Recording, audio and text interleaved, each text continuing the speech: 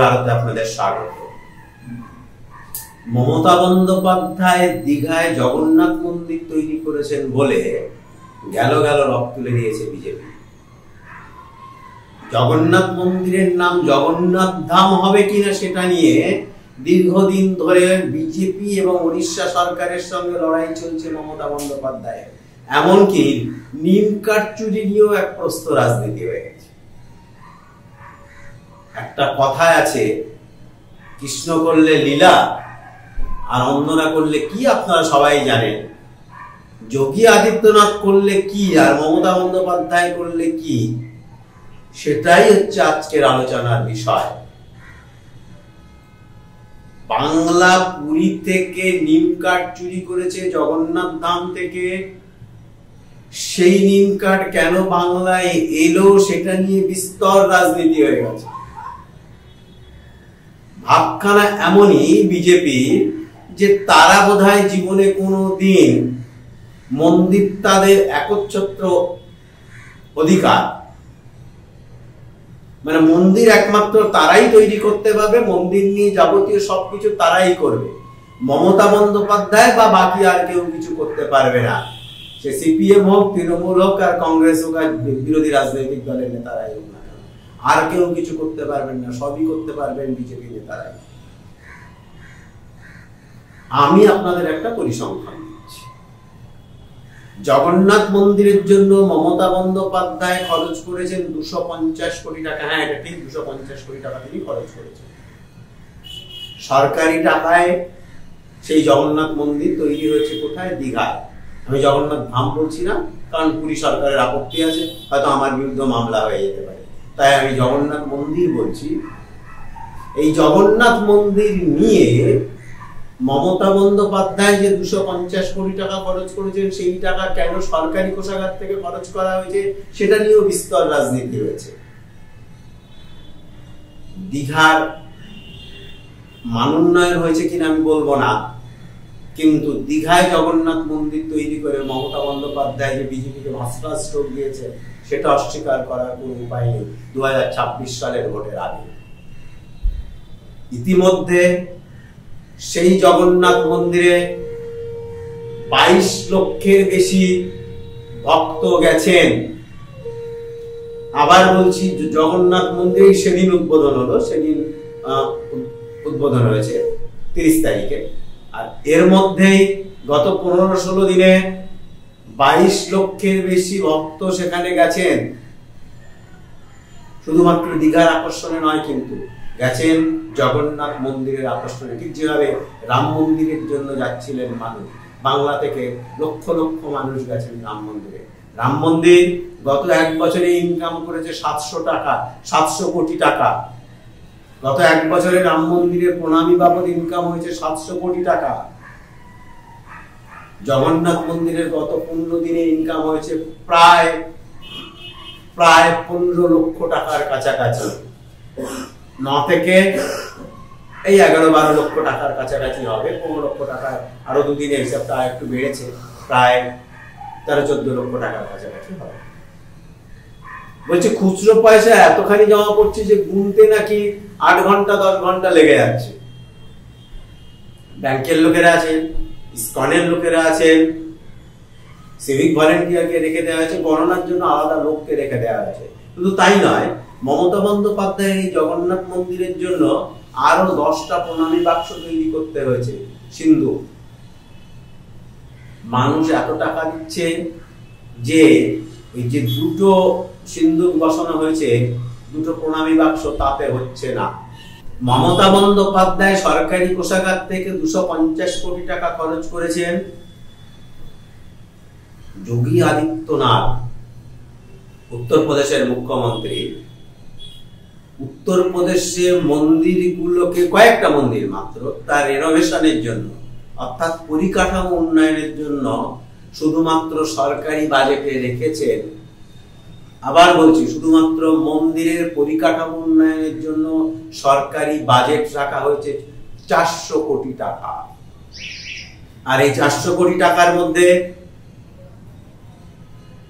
মথুরা সহ বিভিন্ন মন্দিরের ট্রাস্টিতে তিনি যে টাকা দিয়েছেন সেই টাকায়, সেই সরকারি টাকায় ঘুরিয়ে সরকারি টাকায় নতুন করে জমি কেনা হয়েছে। মমতা বন্দ্যোপাধ্যায় সরাসরি জমি কিনেছেন, আর উত্তরপ্রদেশের যোগী আদিত্যনাথ মন্দির কমিটিকে যে টাকা দিয়েছেন রিনোভেশনের নামে, সেই টাকায় মন্দির কমিটি ঘুরিয়ে জমি কিনেছেন।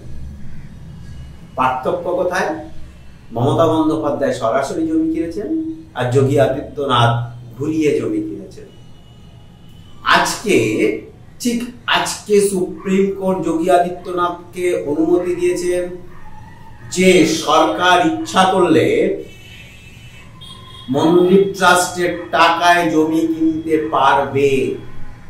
আবার বলছি, সরকার ইচ্ছা করলে উত্তরপ্রদেশে মন্দির ট্রাস্টের টাকায় জমি কিনতে পারবে, আর সরকার ইচ্ছা করলে সেই ট্রাস্টে অনুদান দিতে পারবে। যোগী আদিত্যনাথ 400 কোটি টাকা খরচ করেছেন শুধুমাত্র মন্দির রিনোভেশনের জন্য, অর্থাৎ সংস্কারের জন্য। আমি আসলে এতগুলো কথা বললাম কেন? 2026 সালে বিধানসভা নির্বাচন, 2029 সালে লোকসভা নির্বাচন। 2026 সাল মমতা বন্দ্যোপাধ্যায়, বিজেপি, কংগ্রেস, বামেদের সবার কাছে 2026 সালটা অত্যন্ত গুরুত্বপূর্ণ। কারণ মমতা বন্দ্যোপাধ্যায় বুঝেই গেছে, জ্ঞান রাজনীতিবিদ তিনি, দক্ষ রাজনীতিবিদ, পরিপক্ক রাজনীতিবিদ। তিনি জানেন যে এবারের এই মন্দির এবং মসজিদ ইস্যুই হচ্ছে এবারের ভোটেও মূল বিষয়। 2021 সালের নির্বাচনেও তাই হয়েছিল, 2016 সালের নির্বাচনে সেটা হয়নি, কিয়দাংশে হয়েছিল, কিন্তু 2021 সালের নির্বাচনে, বিধানসভা নির্বাচনে পুরোপুরি মন্দির এবং মসজিদ ইস্যুই কার্যকর হয়েছিল। মমতা বন্দ্যোপাধ্যায় সেজন্য আগে ভাগে জগন্নাথ মন্দির তৈরি করে ফেলেছে। আর মুসলমানরা কি বলছেন? মুসলমানরা বলছেন যে যদি এটা হয়ে থাকে তাহলে তাদেরও উচিত হচ্ছে, মুসলমানরা ঘুরিয়ে বলছেন, কিন্তু অন্য রাজনৈতিক দলেরা বলছেন, বিশেষ করে কংগ্রেস, যে যদি এটা হয়ে থাকে তাহলে মসজিদও তৈরি করতে হয়। কিন্তু মসজিদ ওয়াকফ সম্পত্তিতে তৈরি হয়, ওয়াকফ সম্পত্তিতে মসজিদ তৈরি হয়। আমি ওয়াকফ কথাটা নিয়ে এলাম এই কারণের জন্যই, উত্তরাখণ্ড সরকার গত কয়েকদিন ধরে সুপ্রিম কোর্টের কাছে বর্ষিত হচ্ছে। উত্তরাখণ্ড সরকার সুপ্রিম কোর্টের নির্দেশ অমান্য মেনে প্রায় 250 বছরের একটা দরগাকে ভেঙে গুড়িয়ে দিয়েছে। আবার বলছি, উত্তরাখণ্ড সরকার 250 বছরের পুরানো একটা দরগাকে ভেঙে গুড়িয়ে ফেলে দিয়েছে। সুপ্রিম কোর্ট যখন ওয়াকফ বিল নিয়ে স্থগিত আদেশ দেয় যে কোন স্থাপত্য অর্থাৎ ওয়াকফ সম্পত্তির উপর যে স্থাপত্য রয়েছে সে স্থাপত্যকে কোনো রকম ভাবে ভাঙা যাবে না, স্থগিত আদেশ জারি করেছিল। ঠিক সেই স্থগিত আদেশ জারি 7 দিন পরে উত্তরাখণ্ড সরকার সেই 250 বছরের দরগাকে ভেঙে দিয়েছে। এ পর্যন্ত মধ্যপ্রদেশ, উত্তরাখণ্ড এবং উত্তরপ্রদেশে গত 4 বছরে 480টার বেশি মসজিদকে ভেঙে গুড়িয়ে দেওয়া হয়েছে। মসজিদ এবং দরগাকে ভেঙে ধূলিসাৎ করে দেওয়া হয়েছে, অর্থাৎ তাদের আর কোনো অস্তিত্ব নেই। সেই মসজিদগুলোর মধ্যে রয়েছে 850 বছরের পুরানো মসজিদ, 900 বছরের পুরানো মসজিদ, 600 বছরের পুরানো মসজিদ, 550 বছরের পুরানো মসজিদ। শুধুমাত্র 1 বছরে উত্তরপ্রদেশের যোগী সরকার গত 1 বছরে 20টা মসজিদকে ভেঙে ফেলেছে, একদম পুড়িয়ে তছনছ করে দিয়েছে, বুলডোজার চালানো হয়েছে 20টা মসজিদ। এই সব নিয়েই কিন্তু সুপ্রিম কোর্টে মামলা হয়েছে ওয়াকফ নিয়ে। আমি কেন কথাগুলো বলছি? আওরঙ্গজেব 1658 সাল থেকে 1707 সাল পর্যন্ত এদেশে রাজত্ব করেছিলেন। তাকে বলা হয় তিনি সবচেয়ে দেশের স্বৈরাচারী শাসক। ঔরঙ্গজেবের এই সময়কালে তিনি 400টা মন্দিরকে গুড়িয়ে ফেলেছিলেন আর কয়েকটা মসজিদকেও ধ্বংস করেছিলেন মন্দির তৈরির জন্য। আমি আবারও বলছি, একটু ভুল হলো পরিসংখ্যানে, যে এই ক বছরে ঔরঙ্গজেব 300-র বেশি মন্দিরকে গুড়িয়ে দিয়েছিলেন আর কয়েকটা মসজিদকে গুড়িয়ে ফেলে দিয়েছিলেন। সেই মন্দিরগুলোকে গুড়িয়ে ফেলে মসজিদ তৈরি হয়েছিল, আর সেই মসজিদগুলোকে গুড়িয়ে ফেলে মন্দির তৈরি হয়েছিল 1658 সাল থেকে 1707 সাল পর্যন্ত। আমরা এই সময়ে দাঁড়িয়ে ভারতীয়রা দেখতে পাচ্ছি ভারতবর্ষে 480টার বেশি মসজিদকে গুড়িয়ে ফেলে দেওয়া হয়েছে মাত্র এই 3-4 বছরের মধ্যে।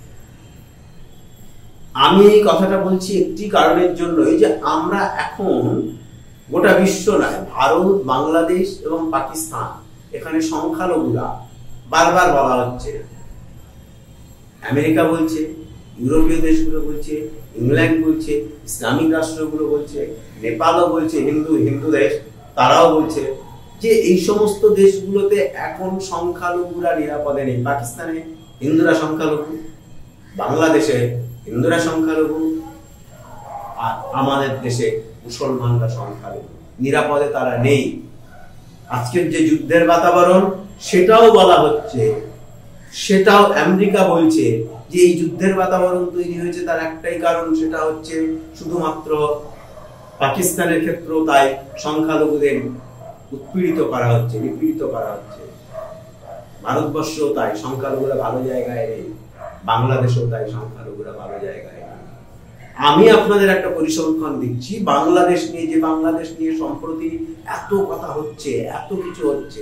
গত 10 বছরে হাসিনা সরকার থেকে শুরু করে আজ পর্যন্ত ইউনূস সরকারের সময়ে বাংলাদেশে এই মুহূর্তে বড় মন্দিরের সংখ্যা, আমি বলছি বড় মন্দির, বাংলাদেশে 1.5 কোটি মানুষ হিন্দু, ভারতবর্ষে প্রায় 25 কোটি মানুষ মুসলমান।